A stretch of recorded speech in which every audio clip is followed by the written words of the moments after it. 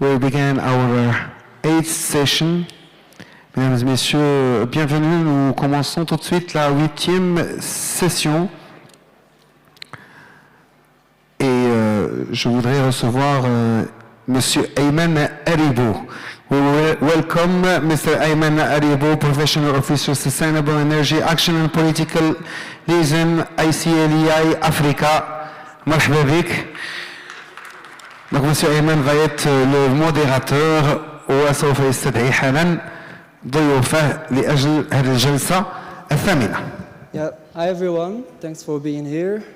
I know it's a bit hard to come after lunch, but we promise we'll be brief and it's going to be very engaging. So first I want to thank the organizers for convening this event and also making it successful. And I have the pleasure to be moderating a session about desalination and innovative water solutions. So I think as we gather here today, we all recognize the critical intersection that happens between water, energy, food, and ecosystems. And one compelling example of it is desalination, because it has like all the impacts and implications when it comes on water, energy, climate, economy, and so on. So without further ado, I want to introduce the panel. So first we have Mr. Jawad Kharaz. He's CEO Water, Energy and Climate Expert Network. We have Mr. Khalid Ben Hammo. He's Director of Sahara Wind. And with us we have also Mr. Marwan Khtabi, who is the MENA Business Development Director at GS Inima. And we have Ms. Aisha Shoraq. She's the Director of Research and Development at the New Science of School of Engineering, l'INSI Tanger. Online we have with us Mr. Mohammed Abdelhamid Daoud. I don't know if he can hear us. And finally we have Mr. Hisham Feneri, who's the Director of International Water Research Institute at UMC-SPEC. Thanks. So I think we'll start with Mr. Jawad, and he will do a presentation for us. And I think one of it is the compelling case of Morocco. And so please, thanks. I'll just ask all the panelists to be very brief and concise, please. Thank you very much, Ayman. So thanks again to the organizers for giving me the chance to participate in this event. Talking about desalination is always something that I love to talk about, because I've been working in desalination area for 6 years in Sultanate of Oman, and I've been very close to the industry and the decision makers that are relying on desalination, especially in Gulf countries. And we know desalination now has become part of the solution. It's not the solution to water scarcity, but it's part of the solution.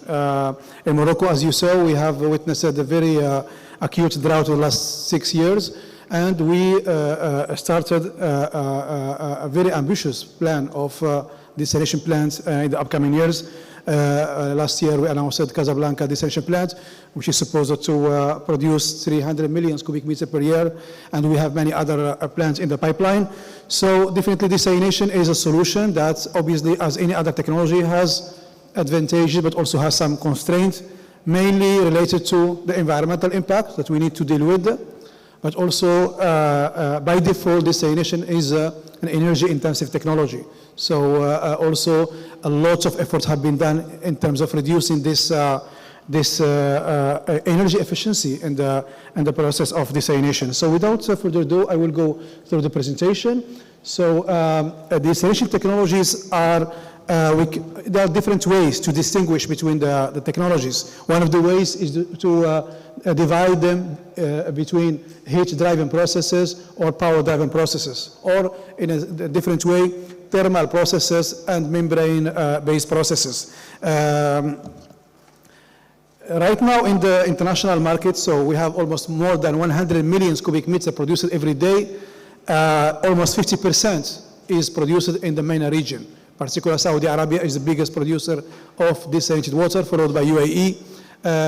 In the past, we had more countries relying obviously on oil and fossil fuels producing or developing desalination project. But now, as I said before, because of drought, water scarcity, climate change impact, more pressures on water resources, so even countries that don't have similar energy sources started also developing desalination project like Egypt, like Morocco, like Tunisia. And in terms of the cost, a lot of improvements have been done. If we compare the cost of the cubic meter today with 20 years ago, I mean, there has been a big improvement. So we are now reaching records of $0.4 per cubic meter, which is very competitive price. And in terms of energy efficiency, also we have done obviously a lot of efforts. That's why that explains the decrease in the cubic meter price. In terms of the market, as I said, so we have Saudi Arabia, who is the biggest producer of desalination water, followed by UAE and many other countries in the Gulf. But now also USA in California is relying a lot on desalination and so on. In terms of the technologies, so the perspective of the market, we can see that in the past we had more pace of thermal desalination technologies, but now we are converging to more membrane technology plants, so more RO plants in particular. In terms of the trend, so the trend right now is to use renewables because all the countries of the region are committed to net zero by 2050 to decarbonize the sector. So we are trying more and more to power our plants with renewables. At small scale is mature, is somehow quite popular, but at large scale, still challenging, obviously. So we need to cover huge areas with PVs, for example, or others to power these plants. But I mean, Morocco, Egypt, and Tunisia, I mean, they have already plans of, in the case of Morocco, 8 plants are in the pipeline to be powered by renewables. So this is a requirement that the government put in for the developers. And we have some other also trendy areas related to the brine management because the environmentalists are more concerned about environmental impact. We have 2 types of environmental impact. The one related to the CO2 footprint. This could be obviously tackled by using renewables. And then we have the disposal of the brine. So what to do with this byproducts of this desalination process. So in general, in the case of seawater, we dispose it in the sea. There are ways to dispose this brine, which is a very salty liquid, sometimes with chemicals that could be harmful for the marine ecosystem. But there are ways to dissipate this brine. There are ways to pre-treat this brine before disposing it into the sea. And in inland, brackish water desalination is more problematic, but also we have solutions. Now in the market, more and more industries are trying to develop business on extracting minerals like lithium from that brine. But obviously that needs to be a commercial size in order to make profit from this way. So obviously in terms of technology, as I said, membrane based now, RO in particular, which is the most dominant now. But we have in the laboratories and the research centers many other technologies like forward osmosis, like membrane distillation, like capacitive deionization, and many others. But obviously to go from the lab scale to the industrial scale, it takes time. So I can just give you an example of what we call top 10 technology disappointments, because sometimes we do big announcements. In 2018, some researchers from the Manchester University, they published a paper on Nature saying that with graphene membranes, it will be breakthrough, the cost will come down, and it will be really a big step forward. But till now, we don't see it in the market yet. So obviously, it's challenging. It needs a lot of efforts of upscaling solutions and also, trying the solution in real conditions. So that takes time. So many technologies that were promising a couple of years ago, and now they are not existing anymore in the market. In terms of Morocco, so as I said, so we have very ambitious plan. So in the discourse of His Majesty the King Mohammed VI, he talked about an objective of 1.7 billion cubic meter to be produced by 2030 of desalinated water.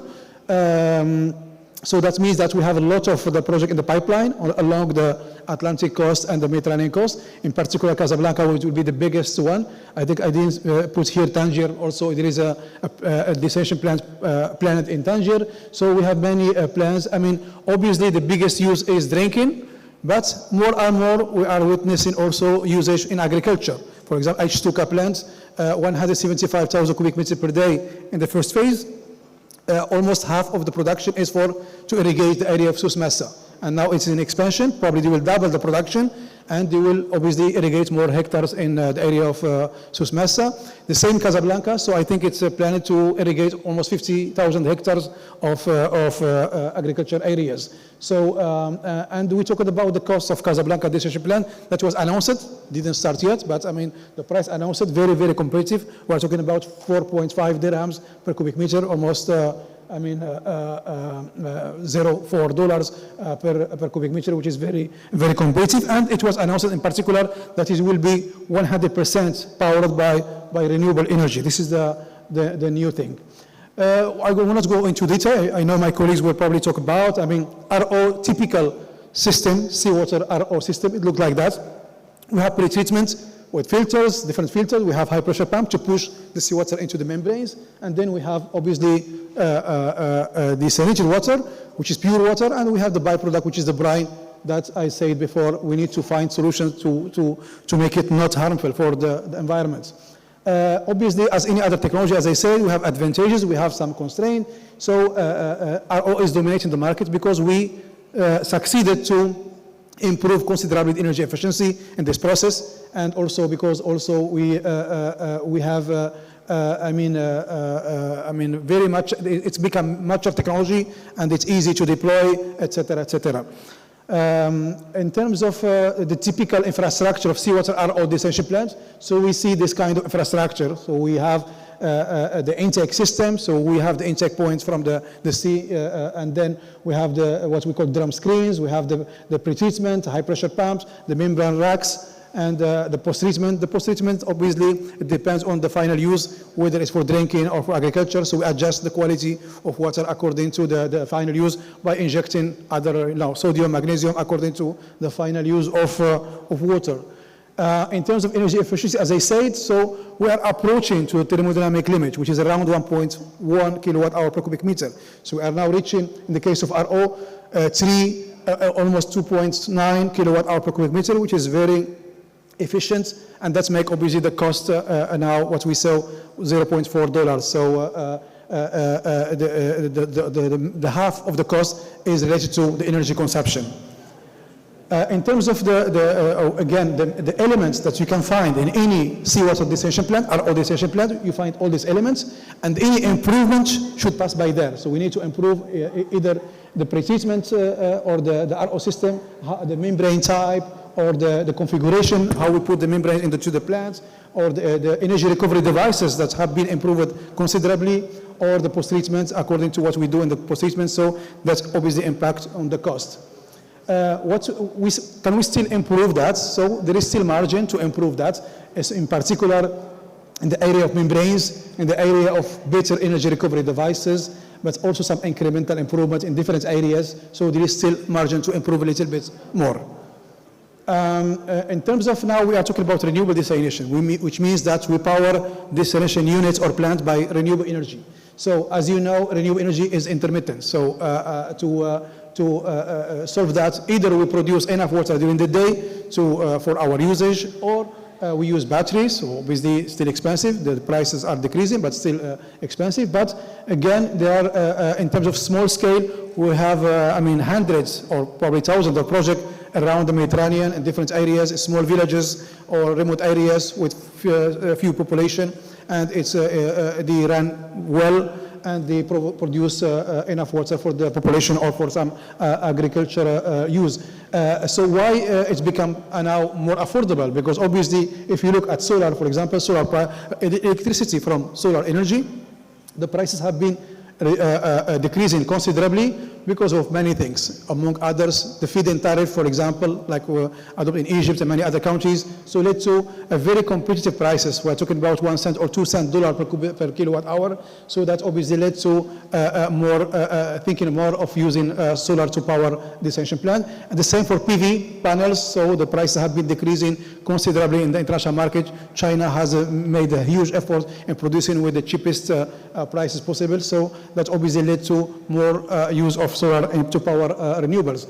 But obviously we have many combinations, so the most popular and most cost-effective is PV-RO, but we have also other combinations with wind or other kind of CSP with thermal desalination hybrid system or other kind of technologies. This is just to show you the technology readiness level, also in the greenhouse gases impact or the carbon footprint of these technologies. The best combination so far is PV-RO, followed by wind-RO, and as I said, is now quite mature technology with very competitive prices with a small or even bigger scale now.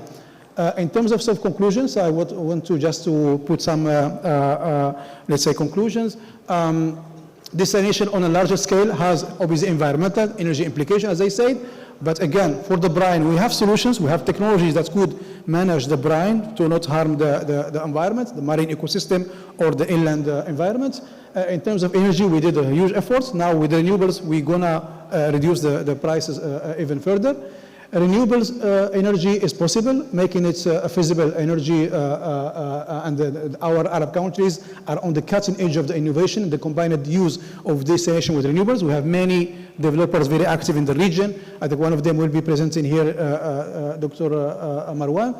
Advantages of PV become decisive for standalone configuration and small scale systems, like we're talking about 1,000 cubic meters per day or even 10,000. So this is quite competitive.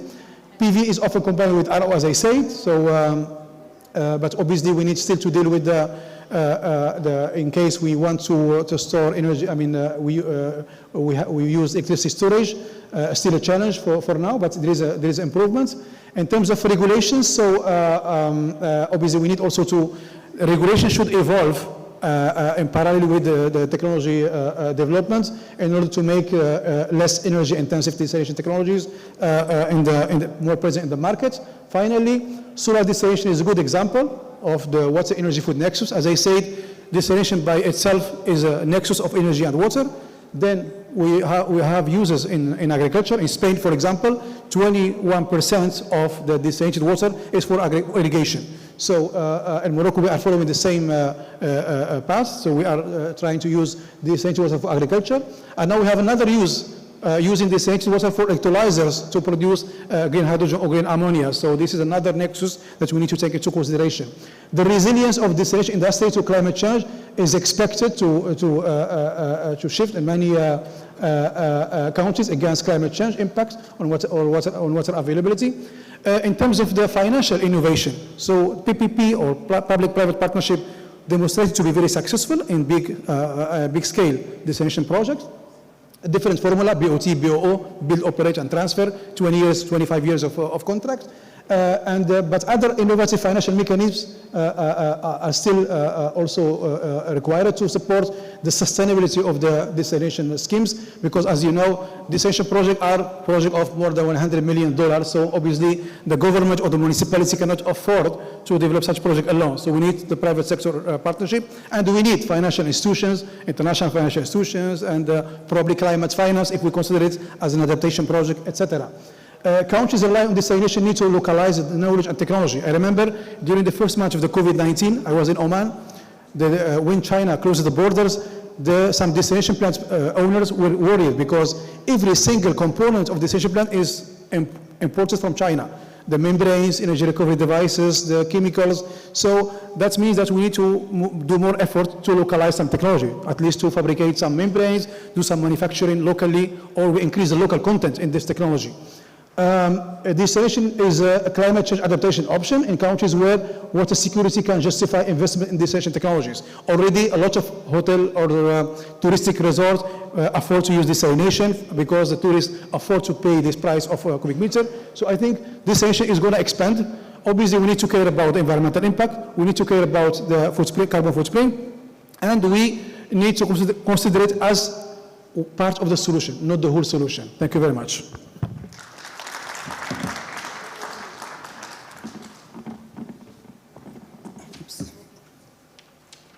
Yeah, thank you so much. Thanks for this insightful presentation.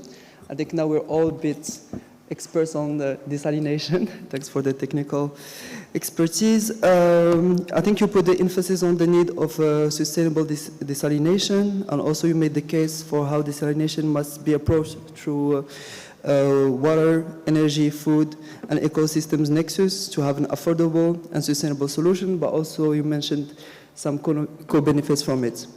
And now we'll go to another case, which will make, I think, definitely to solar it's wind. And I want to introduce Mr. Khalid bin Hamou. Thanks so much.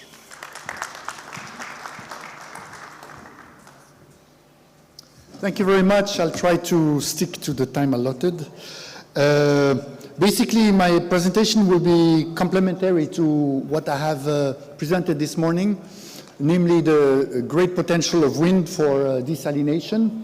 You've seen this slide already, and what is remarkable here is the load factors. When you talk about wind energy on the Sahara coastline, because of the trade winds, you get 70% load factor of wind, which means your investments in desalination equipment, membranes, components, etc., can run 70% of the time versus only 23% when using solar PV. And so on the Sahara coastline, the big advantage is that you have the combination of both solar and wind, which can then push the load factor to up to 90%, almost 100%. You can produce continuously fresh water. Two good news: water can also be stored more easily. You have economic usage in agriculture. And most importantly, in the case of Morocco, on the Atlantic coastline in particular, we're not exposed, we're not in the case of the Gulf countries with the closed sea, where brine disposal will have significant environmental impact because the salinity of the water increases and it threatens livelihood and ecosystems of that body of water. With the Atlantic trade winds, we have exactly the opposite case scenario, where the Atlantic Ocean is huge. And one of the big challenges that the Atlantic Ocean is confronted to is, in fact, the salinity, which is decreasing due to the melting of the Arctic and the Antarctic. And so at some point in time, disposing of brine will, to a very limited extent, try to rebalance the salinity of the ocean. Extremely important environmental dimension, because when the salinity decreases in the Atlantic Ocean, it has an impact on current dynamics, and current dynamics are extremely important for balancing the global climate. So much for the environmental impact of desalination on the Moroccan coastline. And obviously, when I started the first winter, this is me with the orange jacket in 1995 in front of the first wind turbine that was installed on the Sahara coastline. It was obviously for agriculture, and the objective back then, the farm that you can see here, is watered by a fossil aquifer. And the idea was to provide a sustainable source of water which can sustain economic activity and agriculture. Obviously, climate change has exacerbated this problem with water scarcity. Obviously, it's been mentioned by my previous speaker that we're now entering probably the 7th drought year in Morocco. And so it's very important that we scale up desalination operation, and that we have application of wind energy for desalination. And this is reality now with the plant, 60 megawatt plant in Dakhla. So 30 years later, 10,000 jobs, 5,000 hectares will be irrigated by desalination powered by wind energy in the region. And obviously, 1,255 megawatts are operational in Morocco on the Sahara coastline. So this is more than 55% of all the wind capacity. You obviously have wind energy in Tangier as well, but the majority is operational on the Sahara coastline, precisely where also water needs are represent the main load for the desalination and the wind energy generation.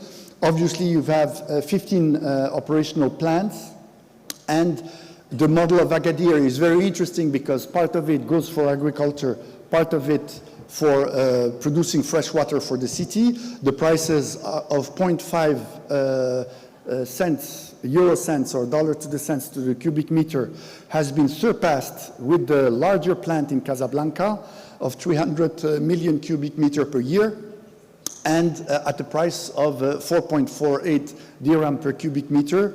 And similar prices are being reached in Dakhla, and so it shows you also the synergies that are possible with combining agriculture with the production of potable water for the cities, but also, most importantly, for the generation of green hydrogen. In the case of Morocco, will be exclusively powered by renewable energy, mainly wind at 70% and another 23% of solar. What's important to note in the desalination and the green hydrogen dimension is that it takes 1,000 times more electricity to electrolyze a molecule of water into hydrogen than to desalinate it from the ocean.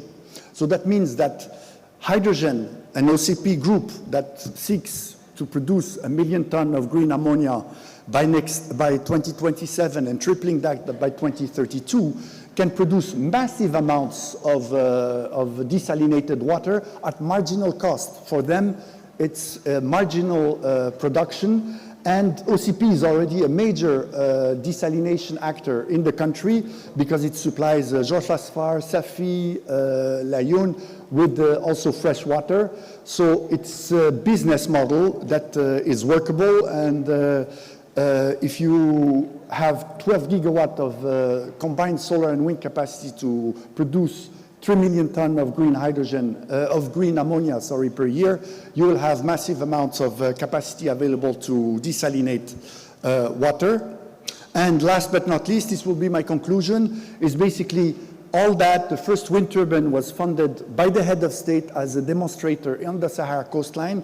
Back then, the model that we had in our currency, it's a political message, was the hydro program that was launched in the 1960s, that was in our 50 dirham bill. We had another note that turned out in 2014 with the wind turbines on the 100 dirham note. And we can see with the brand new 50 dirham note that now all renewable energy is combined. And this is extremely important because this is essentially the lifeblood of our economy in the future. And I thank you very much for your time.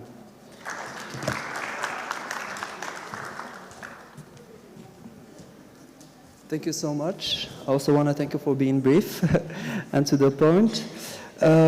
Yeah, I think it's great that we saw the evolution since the 90s to now, and the efforts you made, but also seeing how the whole model evolved. And it's another example of how the wave implication of desalination can be seen. We have here all the aspects of it, both the water production, energy generation, and also offsetting carbon emissions. So our next speaker is coming from mainly the business sector and will give us a case study from another context. Thank you.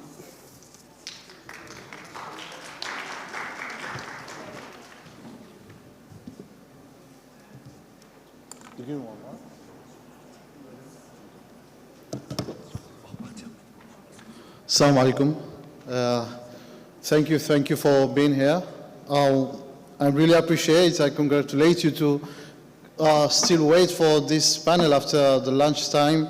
Amazing, thank you. I hope that it will be positive and will add some great information. So my name is Marwan Khattabi. I'm Middle Director for GE Cinema. I'm here to speak about a success story in our desalination plant that we built in Oman. and it's how we develop a PV plant for self-supply. So let's start. This is the index that I will follow. Cinema is a water company. We start our activities in 1955. It's a Spanish water company. At the beginning, it was a public company. We did anything related to water. And after to being privatized, we went internationally and focused more in long concession projects, PPP projects mainly. We finance, we do the EPC, and also the O&M. We have references, of course, in Spain, USA, Mexico, Brazil, Chile. Here in Morocco, we have a water treatment plant in Fes Meknes. We have in Algeria, Tunisia, UAE, Oman, Vietnam, and Korea. And the project that I'm talking about, it's in Oman. So in Oman, we have two desalination plants. One is already built, the Barka 5, 100,000 cubic meter. And the other one is under construction, Ghobra 3, 300,000 cubic meter. It will be the biggest in the country, in Oman. Both of them, we finance them, we build them, and we operate. And both of them, it's same clients, same concepts, PPP, with 20 years of O&M concession. Why a PV plant? This is very interesting because at the beginning when we tendered the project, the clients make us the option to use or not. It's under the developer decision at the end.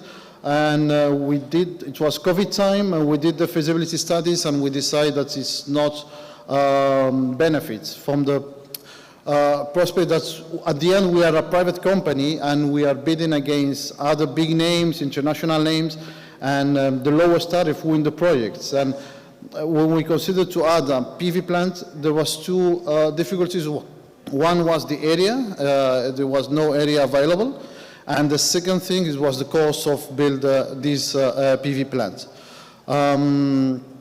But when we started the construction and when the COVID time was over, we did again the studies and we found that yes, now it's positive to go with PV plants because we found that it was a laid down area close to the plants that we can use to install the panels. And we proposed it to the clients. It was like a deviation from the contract, but they were very positive because Oman, they have a target to go a transition to green energies, reduce CO2 emissions, and they are committed with the sustainability. Again, we are 100% project company, the EPC and O&M. It has a capacity of 100,000 cubic meters per day with a power requirement of 12.8 megawatts. Energy requirement is 100 gigawatt per year. So with the available area, we reached that we can produce 5 megawatts with PV. And of course, it will be for self-supply, not to sell it or to connect it to the grid. And the red one area in the north, in the top of the picture, it's one that we are using right now to install our panels. Let's say the pink in the left, it's where we build the desalination plants, and it's in front of the Indian Ocean. So the feasibility assessment, it was from 5 points of view, technical, electrical. Of course, the stakeholders should consent and approve it. And CAPEX, OPEX, and the financial costs should be also considered. And at the end, to make an agreement with our client. The available area was 40,000 square meter. We select the configuration of fixed panels with 15 degrees bifacial panel. The maximum capacity was that we can reach, it's 11 gigawatt per year. And the CO2 emission savings, it's a huge number. Just only with 5 megawatts, that's almost is maybe less than 10% of the total consumption of the plant. We are reaching 8,000 tons per year. So first we start, of course, with the stakeholders, several in Oman, as Dr. Jawad knows from his experience in Oman. There are several authorities that we need to go through all of them and to get the approvals. Everyone has each own concerns, and we need to respect them and go for them. For example, the Authority of Public Services regulation, they already make us a grid connected available in the plan. So if we say no, now we are not going to use it, it's a cost, a weight cost for them. So the maximum capacity they allow us is 25, but we only reach 5%. And this is similar with all the stakeholders. The feasibility in the electric tariff, this is very crucial because you are not going to produce something that costs more than the normal electricity tariff in Oman. So we did the studies. We need to consider this will be a tariff for 20 years. And we reached that, yes, it's benefit to go for the PV. Yeah, this is the tariff in Oman. The financial model, the capex to build the 5 megawatt is $4 million with an OPEX of $0.2 million per year. The financial cost is 7.5 interest rates, long-term 12 years. Equity debt ratio is 37. And the result is an income of 14 million during the 20 years with an IRR with a margin of 10%. And we amend the contract with the initial client. That the contract initially was only to sell water. Now we are going to sell the energy as well. So we made an amendment to the contract. We get the consent on March last year. We executed the agreement on April. In April, we reached the COD and started the operation of the desalination plant. We have a bad track record in Oman with all the desalination plants that they have been always delayed. But I can say, alhamdulillah, our desalination plant was built 2 months before the schedule, and it was a great achievement, not only for us, but also for the client. So in May, we started the construction of the PV panel, and now is under operation. This is a success story, but I can say that each desalination plant has its own strategy, and it should be considered as a unique. We cannot copy paste all the strategies for all the plants. There are plants that can be, for example, in the other plant that we are building, 300,000 cubic meters, we are not going to use PV for self-consumption, self-supply, because after all this consent, we find that it's not benefits.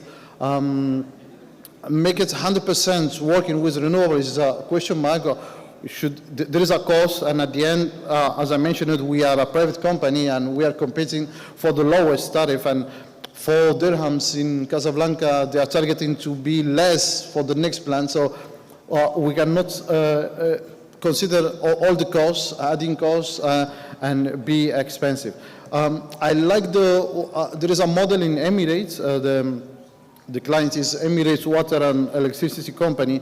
From now on, they have decided that the desalination plants will not be longer working with renewables, zero renewables. It's not because they are not concerned. They are very concerned, but they are extremely concerned that they want to control it by themselves. There is other projects, other tenders that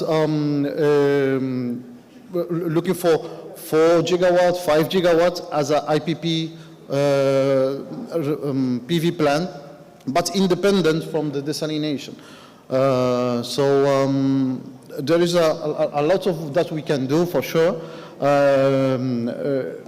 Go for energy, yes, but it should be case by case.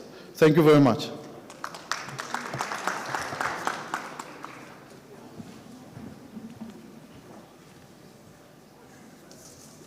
Yep, thank you so much for your presentation. I think it was very nice to hear from another context, which is not maybe a bit similar to the Moroccan one, but also to hear about another business model, which is completely private. And maybe there are some lessons to take here. So next, I'll invite Madame Haisha Shoraq. I think now we can hear to the research sector, and we can see how innovation can drive both desalination, but also the integration of renewable energies. Please.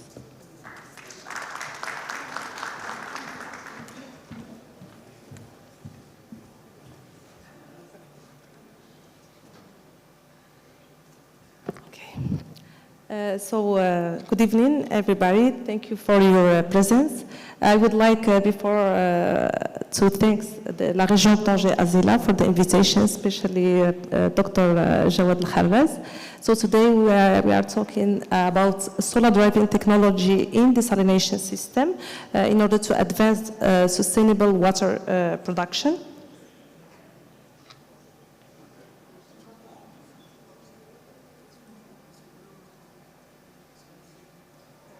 At NC, we have a laboratory of system control and decision.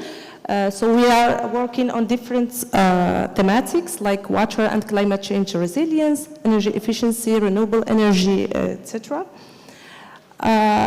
So in order to achieve the objective of clean water and sanitation and also zero hunger, we should always think about the technology we are going to use that is not harmful to the environment. And also, in order to reduce the food carbon, so we should, of course, couple these technologies with renewable energy. Of course, without forgetting the definite partnership between the public and governments in order to have sustainable desalination solutions. So as we know, different parts from the world are suffering from physical water scarcity. We have our country, Morocco, is one of these countries. We have also Cape Town in South Africa. They are doing so many restrictions. We have also so many cities like Gaza from Palestine. And we know that the majority of the water is used in 70% in agriculture. But what is the virtual water of our food? So like we can see, to produce 1 kilogram of apple, we should use 700 liters. And to produce 1 chicken, we should use 3,900 liters. And to produce 1 kilogram of chocolate, we should use 24,000 liters of water, which is a big amount of water. So we have talked yesterday about the Wi-Fi, just to say that the technological innovation is crucial for sustainable development. Solar desalination represents a significant solution within the Wi-Fi nexus.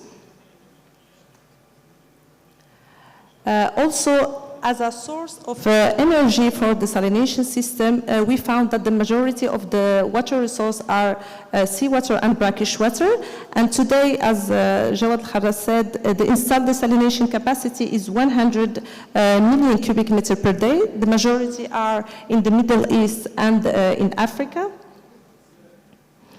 And as we know, desalination plants have so many advantages, like, for example, the clean potable water, they preserve a fresh water supply, it's beneficial for agriculture, but we should not forget that these desalination technology, they have also environmental impacts, like, for example, greenhouse emissions, harm to marine species in feed water intake, bring discharge impact onto the marine system, and there is so many research recently that they try to valorize the bream, like to produce magnesium, for example, and also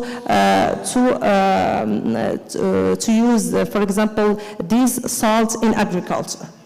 We have also the high energy consumption of desalination and the heavy use of chemical. In our studies, we focus more on these two objectives to reduce greenhouse gases emission and high energy consumption. So as we know, the desalination process, we can find the membrane technology and the thermal technology as presented by our colleague. Today we will see the parts of thermal energy, which is multi-effect desalination plant, solar cell, and absorption heat pump. So as this region has high solar radiation, we often, this region experience water stress, making this region more beneficial for solar desalination as a promising solution, and multi-effect distillation plants as well established as an efficient thermal desalination technology, as they are highly thermodynamic efficient like a technology. So we can couple these different thermal energy with different solar energy, for example, the flat plate collectors, the concentrated parabolic collectors, or solar pond, etc. So just to present some of our research study, the first one is a pilot plans of the coupling of flat plate collectors with multi-effect desalination plants. The second one is the pilot plans of absorption heat plants with mid desalination plants, but this time powered by parabolic trough collectors. The third one is a pilot plant also installed here in Morocco, in the University of Rabat, of multi-effect desalination system. And the last one is a small solar cell experimental study in Tanger for small regions. So regarding the first study, we have coupled at the Plataforma Solar of Almeria in Spain, in the center of CIMAT, multi-effect desalination plant that work with 40 effects to produce water. As a source of energy, we have the flat plate connectors, and we have also the thermal energy storage in order to give the sensible heat to the thermal energy storage. So we have coupled this system, and the objective was to see how is efficient this system and how we can produce more desalinated water and the efficiency of the system. From the results, we have produced so many empirical correlations that can be very useful to other desalination plants that work with the same configuration. For the second study, we have coupled this time the same multi-effect desalination plants, but this time with the absorption heat pump that can improve the energy efficiency of the system, this time by making the saturated steam producing the less effects in this system absorption heat pump. We have also coupled this system with parabolic trough collectors in order to decrease the carbon footprints. And we compare our results, so the performance ratio of this system has been double in comparison to the first system, this time with 80 performance ratio and the first one 9 as a performance ratio. Regarding the third research, so it's a multi-effect desalination plant that's produced 300 liters per hour with 70 kilowatt. And the idea is after the installation of this plant is to do more research and development with the coupling with the evacuated solar collectors and to go to the scale up the technological transfer of this system. Regarding the last research team, it was about a small solar cell to study the experimental analysis of this system under different climate change conditions in order to be used in remote communities that have access to seawater, of course, in disaster situations, refugee camps, army camps, in order to have access to clean water. Of course, we are doing more studies in order to increase this production of the solar cell because it depends on so many factors like the location, the material used, etc. As my colleague said, so the price of renewable energy, fortunately, is decreasing, so we can reduce the energy cost of desalination plants with the coupling of renewable energy. At the same time, we can contribute to the mitigation of climate change. As we can see also in the table, the average capital cost of the hybrid desalination technology is always more than the average operation cost. So we need more research to be done in the capital cost of desalination plants in order to reduce this price. And as we can see in the last figure, we can see the commercialization of the different desalination technology. We find the solar steel for small capacities and for big capacities, so thermal energy coupled to CSP plants.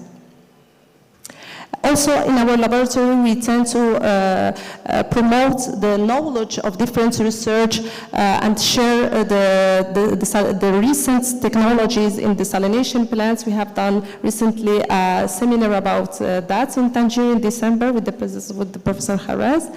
And finally, to conclude, not forget that Morocco is going to establish an observatory of non-conventional water resources and associated with renewable energy that will be done in Morocco, and Professor Haraz is a part of this observatory.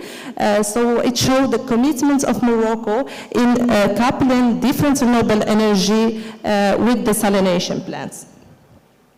So to conclude, the application of all the recommendations done in this study could be done in another desalination plants.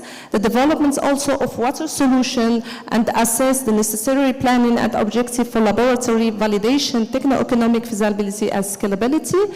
Also, evaluation of financial models and funding mechanisms of solar desalination is very important.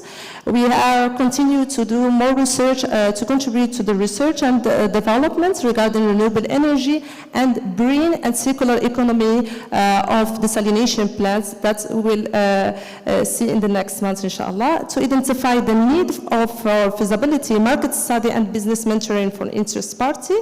And to finalize, I would like to say that it would be great if we can do a platform here in Tanger for innovation and collaboration about a living lab ecosystem in Tanger in order to share knowledge about academic institutions, governments, local communities, and private sector. Thank you very much.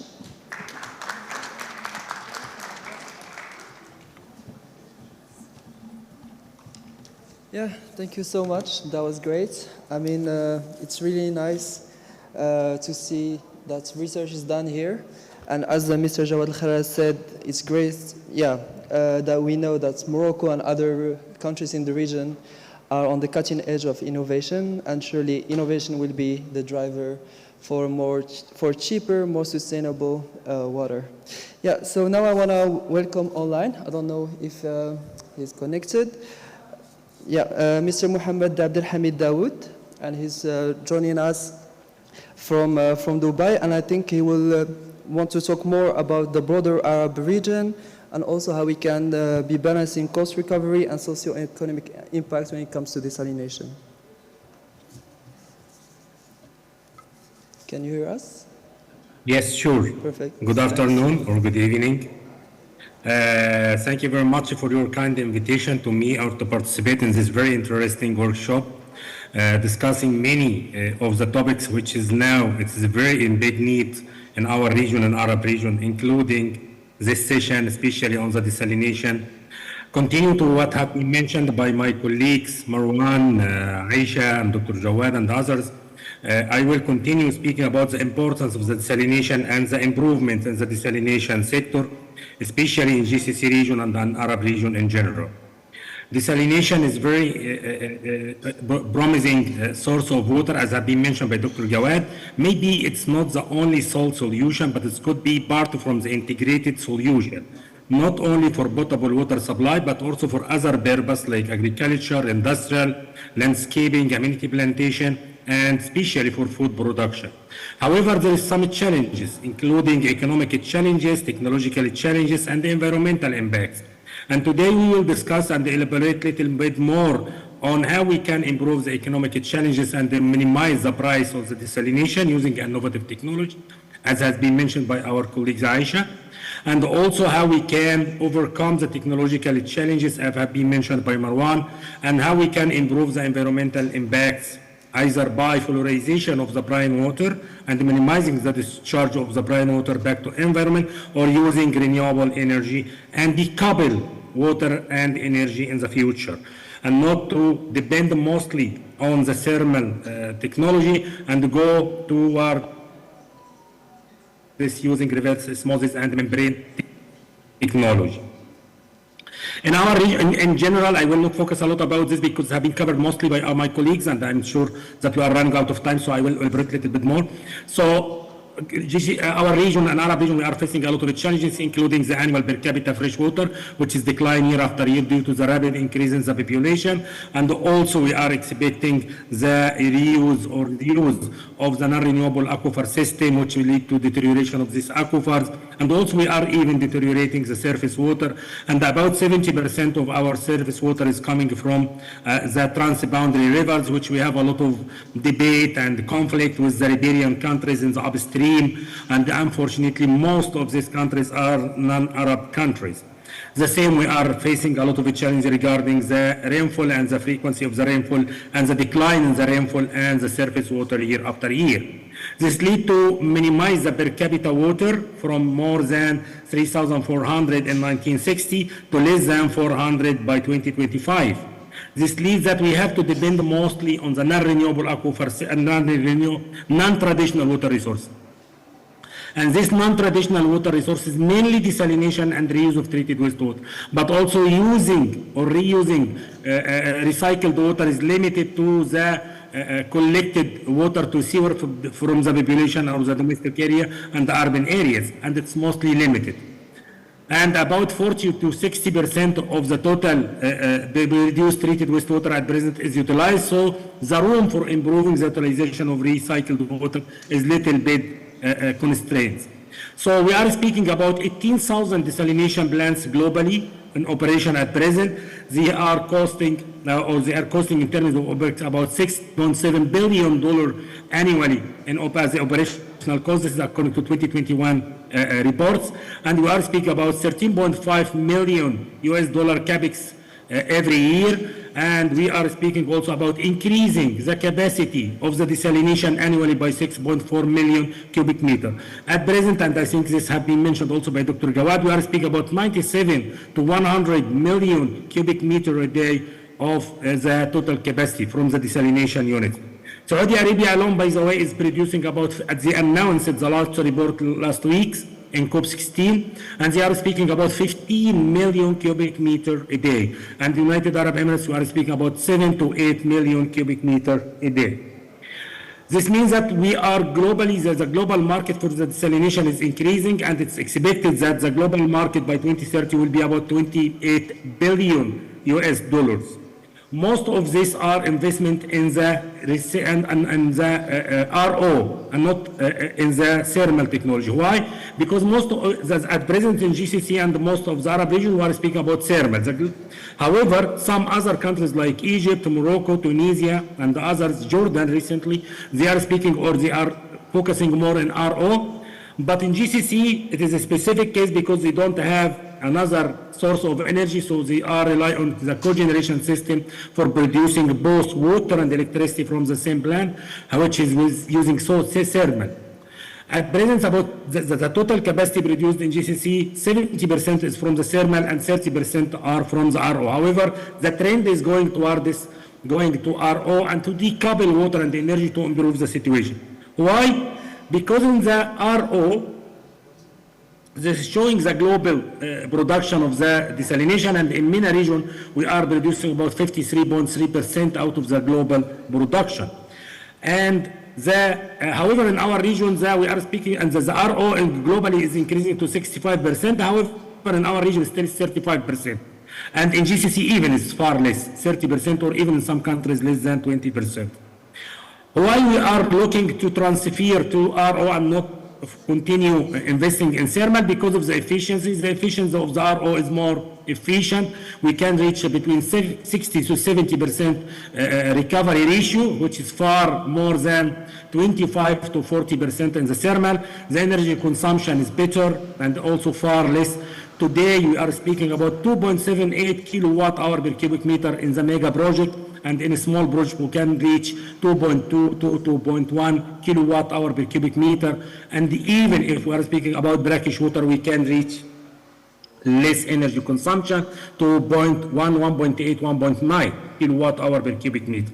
In terms of capex and the OPEX, still the RO is less capex we are speaking about $1,000 in average, which is $900 to $100, 1,210 capex cost for RO, compared with $1,200 to $1,600 per cubic meter in thermal. In terms of OPEX, now the RO and the cogeneration system or the combined system between RO and thermal, we can reach a operational cost of $4.48 per cubic meter. And even Saudi Arabia officially announced that they can reach $0.41 per cubic meter. In terms of environmental impacts for the thermal technology, we have to use a lot of chemical additives for the raw water to improve the raw water quality and also to minimize the anti-scalant and scalant and defoaming. However, only for RO we can use biofouling, only biofouling chemicals.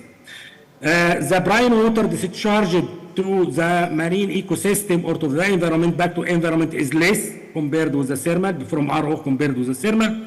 And also we can decouple, so we can improve the overall situation and also the price of the water in general. As mentioned by Dr. Gawad and others, we have a lot of benefits using the desalination plants. However, we have a negative impacts, and we have to balance between what we need and the increased demand for water, fresh water especially in our region, especially an arid region, and how we can balance between the negative impact and the advantage of using desalination plants.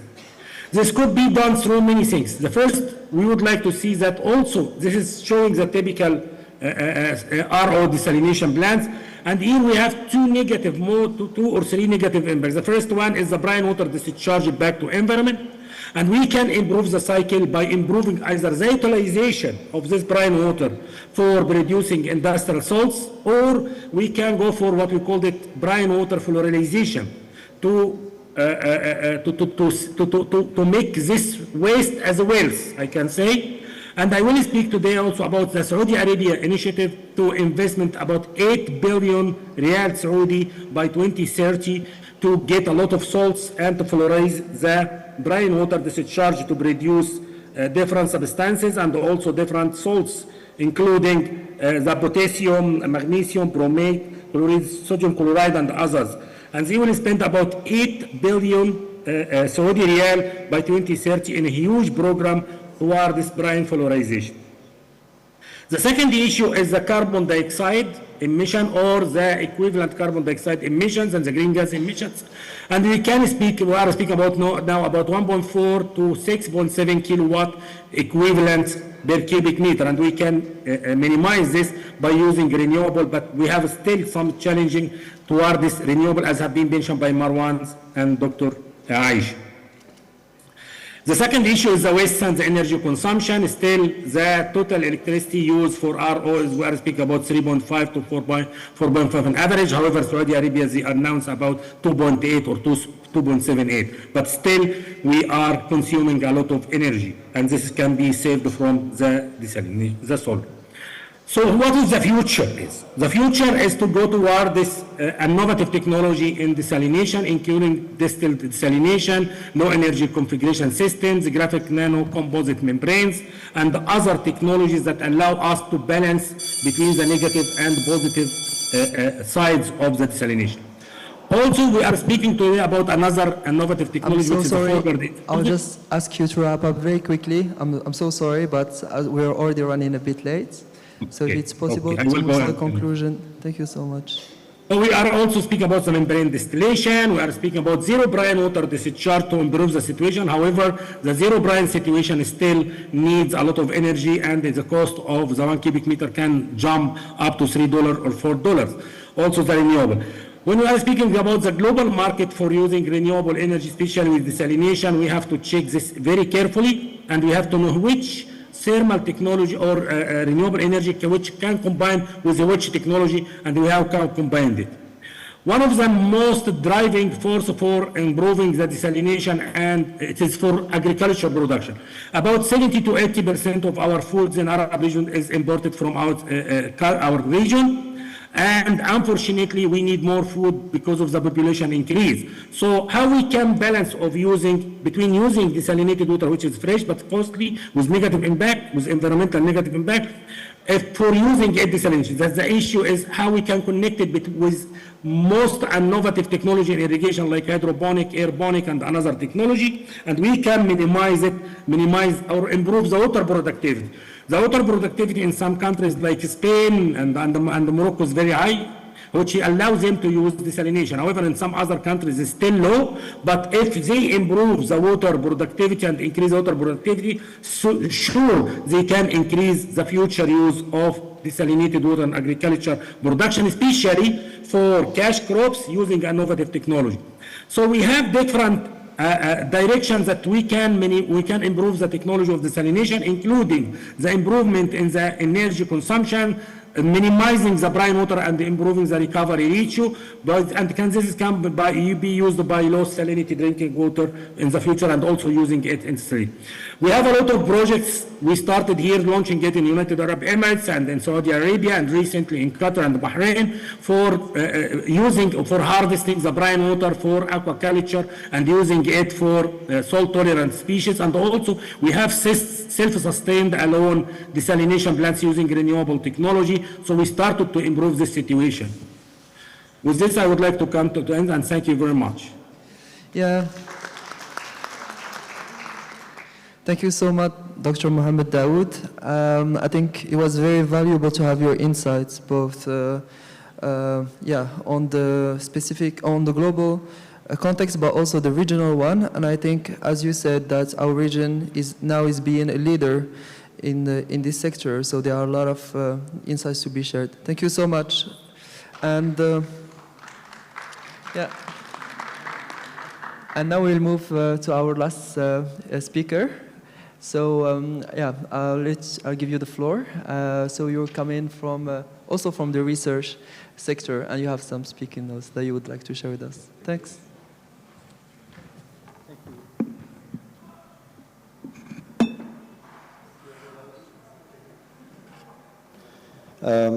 Okay, good. Well, thanks for the organizers for the opportunity to speak here.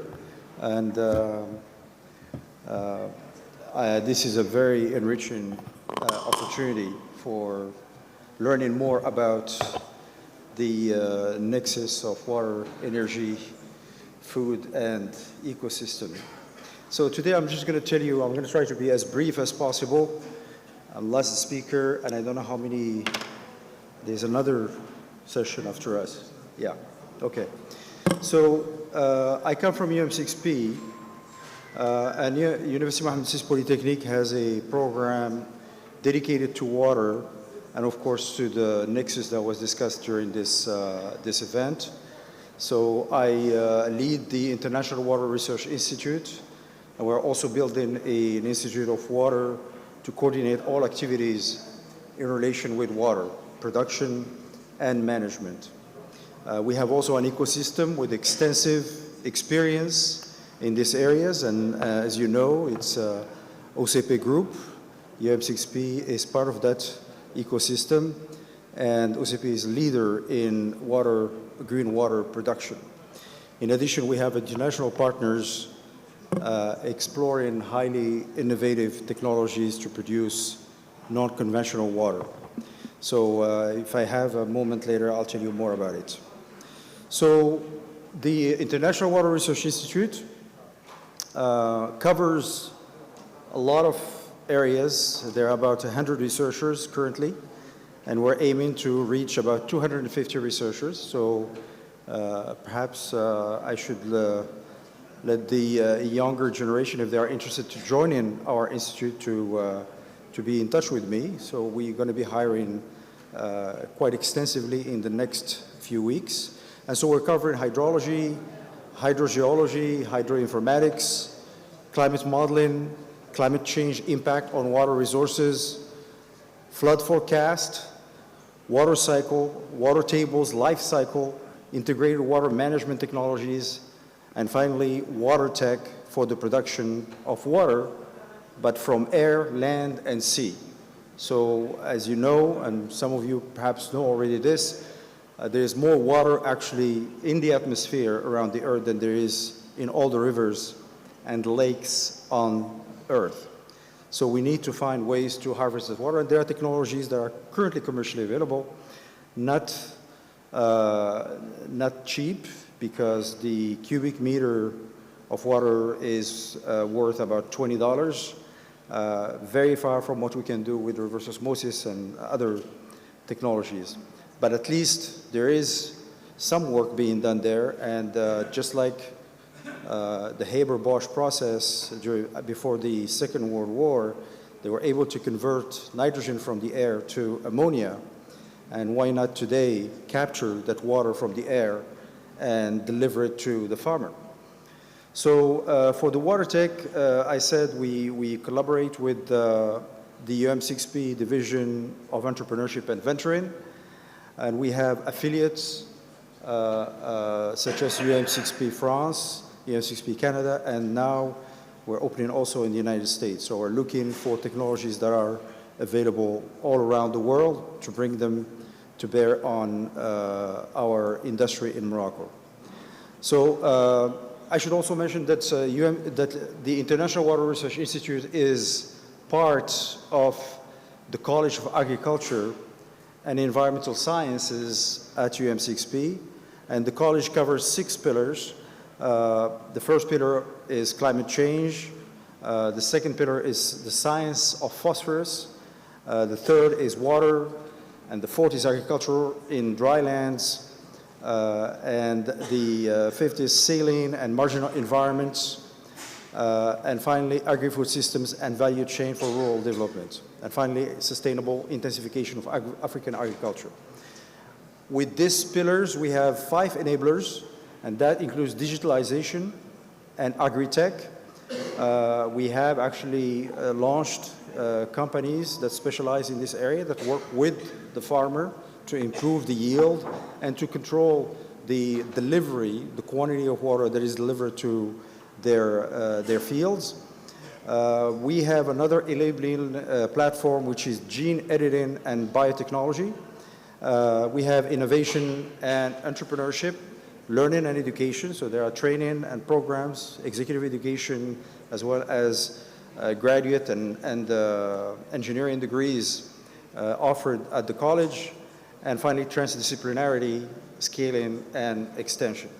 So after this little introduction about where I'm coming from, first of all, the global warming expected to reach 2.9 degrees Celsius by 2050, in fact, is already here in some regions in Morocco. So about 15,000 years ago, a change in temperature of 7 degrees Celsius caused the Ice Age. The Ice Age, where the temperature of the Earth dropped dramatically and was covered with ice for almost 100,000 years. So 2.9 is not very far from 7 degrees Celsius. And if we continue in this direction, it will affect civilization on Earth. And this Ice Age ended about 11,000 years or so, and civilization, human civilization, started about 10,000 years ago in Mesopotamia, roughly. And in Morocco, you probably read in the news near Ouadbet, we found relics for agricultural land. So Morocco has been active in agriculture, in producing agricultural products, and maybe even exporting them to the other side of the Mediterranean nearly 5,000 years ago. So agriculture is part of our way of living in this part of the world, and that's why it is important that we find a way to adapt to this climate change that affects the distribution of water on Earth. So global warming has increased evapotranspiration, and I heard during the presentations that this resulted in an increase in pluviometry, but in reality, not very much. The amount of rain that we get as a result of this increase in temperature is about 0.76 millimeter every decade. And this was measured since 1901, so over 100 years, by the US Environmental Protection Agency. So nevertheless, the global volume of water on our planet has not changed. We are essentially in a closed system. It's actually the distribution of this water that is going from place to place. And the climate change has changed the pattern of this rain such that around the Mediterranean, we suffer actually the most compared to the rest of the planet. So, okay. So the moderator asked me to address 5 questions. I'm going to try to be brief. How much time do I have? Well, we could, like 3 minutes. 3 minutes. Well, we can have like a main takeaway. Yeah. Okay. So the question is, how can desalination integrated with sustainable energy sources address critical water shortages while improving overall water security? Desalination stations are perfectly compatible with renewable energy sources. And OCP Green Water is a great example of that. It has been established in 2022, and it aims to produce 560 million cubic meters per year of green water using green energy by 2027. The current energy consumption per cubic meter is about 2.9 to 3.4 kilowatt hours, but there are some records that have been broken around the world. For example, Desalination in the Canary Island, they have reached 1.8 kilowatt hour per cubic meter. And so in time, this energy will probably drop to 1.5 kilowatt hour.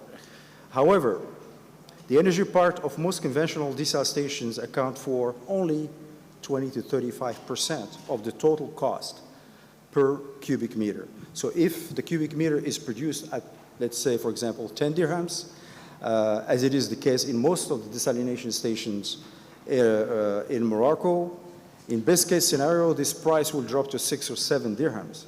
So if you get the energy, even if you get the energy for free, the price will drop to 4 to 5 dirhams, okay? And this is the price that we heard at the beginning of this event by the Honorable Minister Nizar Baraka.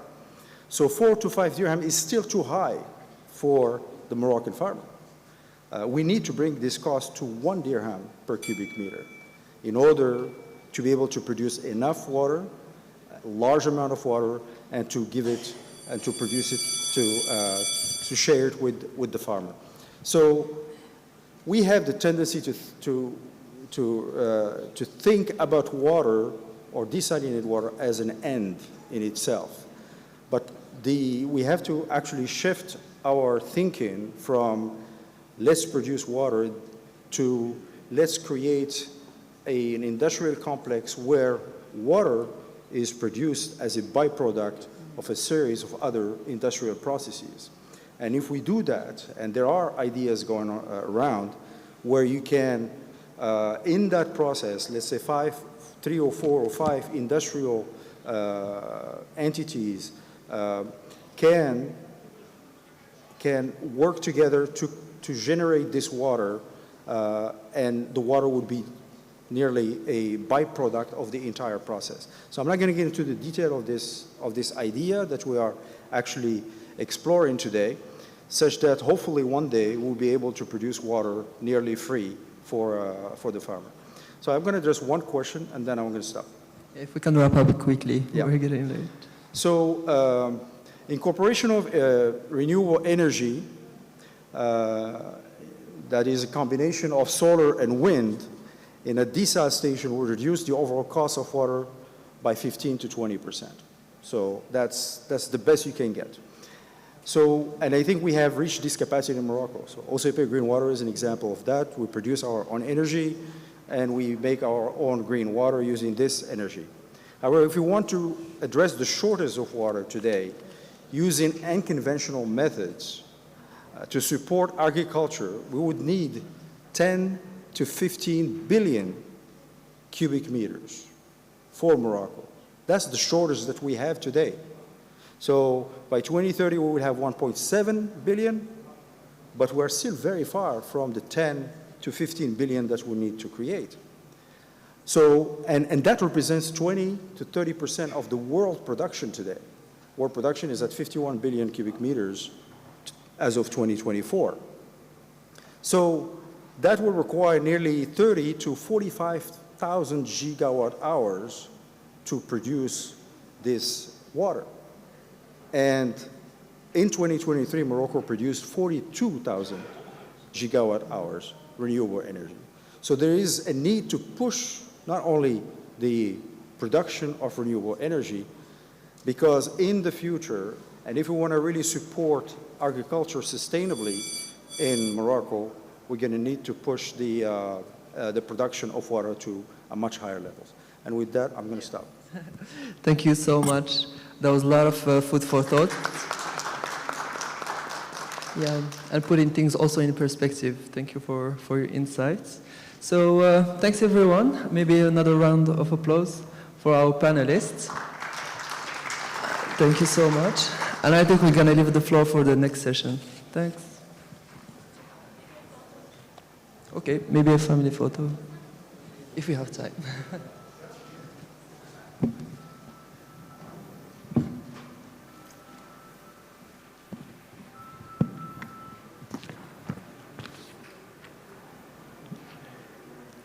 شكرا جزيلا لجميع المتدخلين خلال هذه الجلسة النقاشية. Merci beaucoup à tous les intervenants. Merci à Monsieur Ayman Haribo qui a été le modérateur de ce panel. Thank you very much to our moderator and all these speakers